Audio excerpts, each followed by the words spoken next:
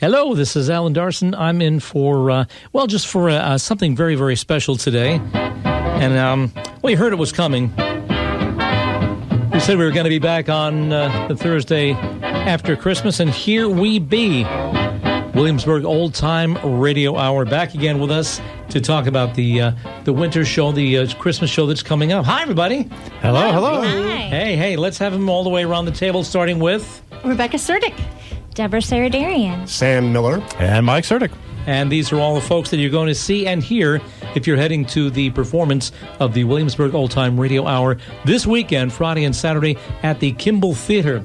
And I'm telling you, by the way, I guess I should mention I'm in it too. Yeah. This was kind of wild. I went to see the Christmas show last year at the Kimball, and I was so taken by it. I was just enchanted. I was thrilled. I was endlessly amused, of course, by the sound effects table, the Foley table. That's everybody's reaction. But I went up to everybody at the end of the show and said, "Hey, listen, my name is blah, blah," and they understood exactly what I meant when I said that because they speak radio. And next thing I know, I'm in the troupe and I'm helping out and I'm making some voices and some sounds and taking part in some really amazing shows. And you guys are, the reason it's being staged in the first place. It's just really fun stuff. Now, if you've all seen and heard examples of old-time radio. Usually it's a group of people, like a theater company or whatever, and they redo old Fibber McGee or, just old scripts from the 20s and 30s. You're not doing that, Mike, are you? No. We are really glad that we can bring original productions that are all about local history. So we kind of bring to life Williamsburg from the 30s. We bring back the locations that people used to go to and shop at. We also bring back sort of some of the history that's actually been pulled right out of the publications of the day. Sort of, give it a little bit of a twist to turn them into a fun story. But a lot of our stuff is actually based all on Williamsburg local legends, if you will. How did you get a hold of those clippings? It's exciting because a lot of the stories came from a unique collection typed by Julia Oxreader. She spent her retirement retyping the Virginia Gazette newspaper between the years 1893 and 1925. Ooh. Several years ago, I inherited this collection and produced the Williamsburg Old Time Radio Hour with this content, as well as archive williamsburg.org to help share this treasure trove of local history. And it really is a treasure trove because it talks about the businesses, the personalities, the social events, the movie theaters, the types of entertainment, things going on at the college, and on and on and on. It's wonderful. Now, you could have done anything with those clippings. How did an old-time radio show come about? Well, we had a sort of a passion for theater already, kind of going into it, and then basically really kind of started with one sound effect. And actually, one of the shows that we have in this particular thing, it all started with one sound. I was just kind of playing around one day, and someone was like, "Well, what are you doing over there?" And so I just, I built the whole show around the sound effect. Of course, you have to come see the show to see what that magical sound effect was. But it kind of started us on a quick, dangerous path of buying more and more things to make more and more sounds. He's not kidding. We got about two 6-foot-long tables filled with bells and sidewalks and doors and doorbells and telephones, all kinds of stuff that if you were listening to it on the radio, like, again, 90 years ago or so, this is all you'd hear. You'd hear the actors doing their lines. You'd hear the sound effects that brought you right into where all that was happening. Storm effect, your rain and wind effect is great. How do you do the wind? That's just Well, the wind, it's a giant tumble wheel that has a sheet of fabric over it. So as we spin the tumble wheel, it just kind of brushes over that fabric, giving a nice whoosh sound to it. And different fabrics make different sounds. Oh, I'm sure, yeah. And thunder, you got the big piece of sheet aluminum. Yeah, got the sheet metal there. We shake that thing. We bang that thing. We've dented it with many loving hits. Nice. Now, it's not just the sound effects, it's the actors that come into play also. Sam, what's your background as a performer, in terms of performing? I won't say like just actor, but there's a lot more to it than that for you, isn't there? I've done community theater for quite a number of years. Yep. I've done programs for the Williamsburg Players. We were both in a play last year on right? this thing. We were in both Little Shop of Horrors. That's right. I've done some other productions of 1776 and Spamalot. I've done some performing for Colonial Williamsburg. I was in a number of different productions of 18th century comedies and farces. So, yeah, by day I'm an interpreter at Jamestown Settlement, but by night I like doing stuff like this. Okay, I'm here to tell you, if you go see the show, if you come to the old time radio hour, when you spot Sam, you're going to say, That's where I know you. That's where you're the guy that stood in the cannon going, "No, don't shoot." Right? Yeah, I have one of those faces. And Deborah, what about you? How do we know you? Sure. So I've also been performing and singing for several years and have been able to sing with Rebecca and Mike around the Christmas season in Merchant Square and do Christmas programs with them at the Hennage. And by day, I am a social studies teacher at Bruton High School, and I've been performing with the Williamsburg Players and with Opera in Williamsburg, and I do my own historical music programs as well. Fabulous, terrific. So as far as this show goes, we're working strictly with radio scripts. Like, for example, I know we have sponsors too. We do. We got sponsors that are involved in all this. And Sam, you're taking the lead on the commercial. Now, there really was a Harrison Electric at one time, wasn't there? There was. And in Merchant Square, yes. Yes. Everything took place in Merchant Square. So with that, we're turning into Harrison Electric right now, taking you back 90 years to when the shop was open. Sam, hit it. Are you looking to modernize your home with the latest time-saving technology? Well, look no further than Harrison Electric. Where? Harrison Electric. Where? Harrison Electric. How about a new electric dishwasher for Mother? Or a new desk lamp for Junior? Want to know where you can find such treasures? Harrison Electric. Where? Harrison Electric. Where? Harrison Electric. And don't forget about little Susie. We now carry miniature lighting for doll houses. Find something for everyone on your list at Harrison Electric. Where? Harrison Electric. Where? Harrison Electric. Visit our new showroom in Merchant Square. Now, this is the way commercials were done then, We didn't have like a button to push or whatever. The announcers would just stop what they were doing, grab the script, and talk advertising, talk, the clients that paid into the show, sponsorships. And it was always just a thrill to hear and to watch because you never knew where the show stopped and started. It all flowed as one continuous production. Often with actors doing multiple voices. Yeah.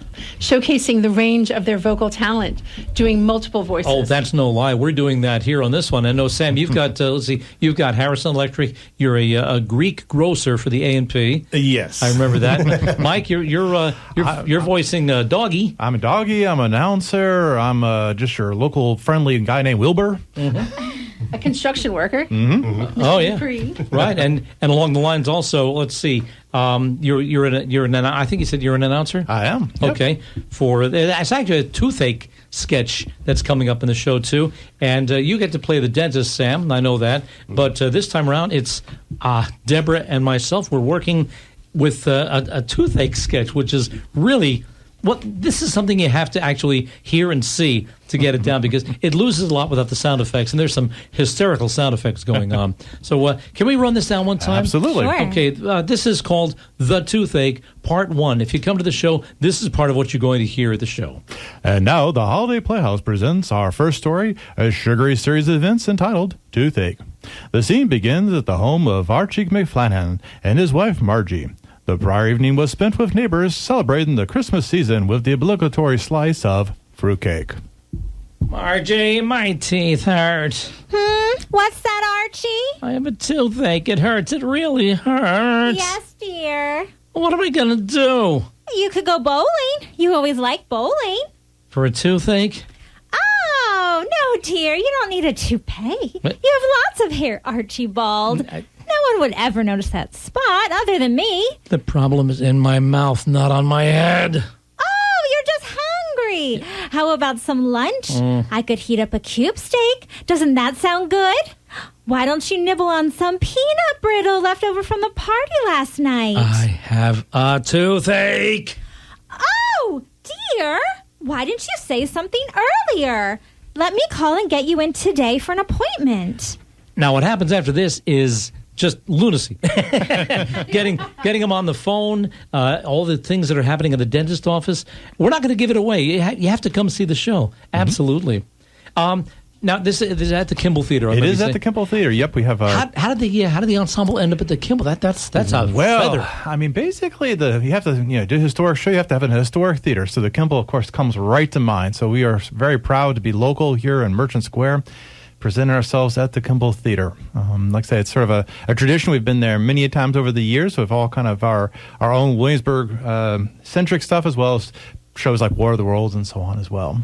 I'll tell you what, the just getting in there, you were at different theaters before this, of course. We have been, yes.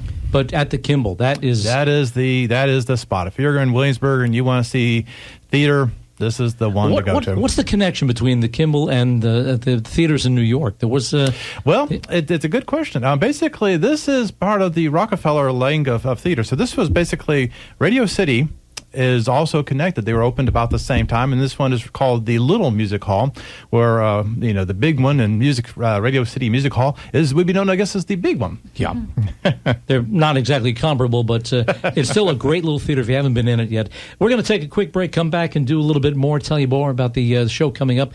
Williamsburg Old Time Radio Hour troupe is here with me right now. Please stick around. I got more to tell you. Back again with the group from the Williamsburg Old Time Radio Hour.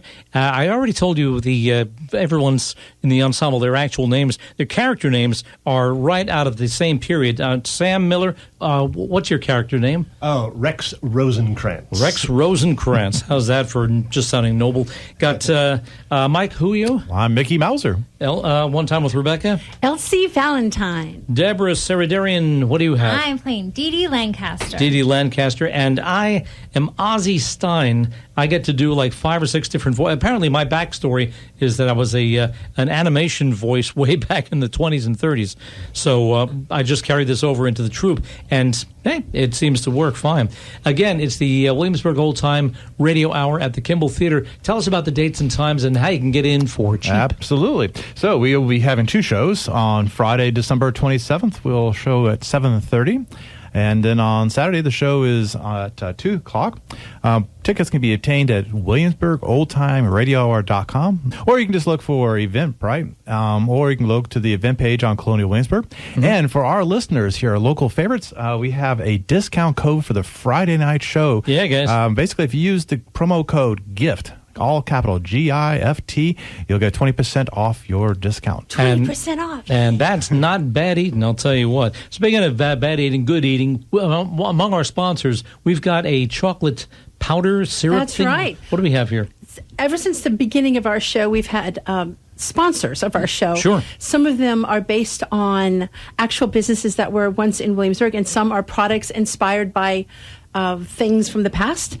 So we'd like to do, I guess, one final sample for you. Chocolatine. So let me grab my ukulele here. Chocolatine? Not Ovaltine, chocolatine? So it's chocolate powder. Uh-huh. Heated and drunk at night. Oh, okay. Just like me. All right. So here we go. Hit it.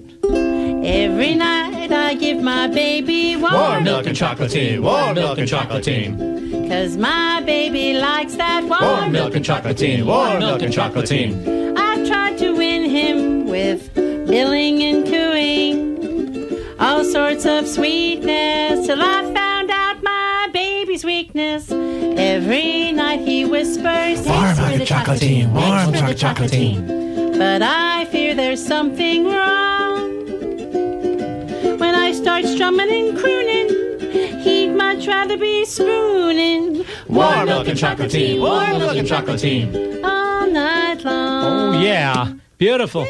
Absolutely fantastic. One of the sponsors of the show, again, as you pointed out, it's fictional, but it's fun. And the entire flow throughout the whole entire show is just, you have to see it. You really do have to see it. I'm biased. I'm in it, but I can say as a radio performer for a good number of years, this show is a hoot. If you're into radio or not, into technology, the sound effects, anything like that. Corny jokes. Yeah. Okay. If you're into that, you got the right show on. Then that's me.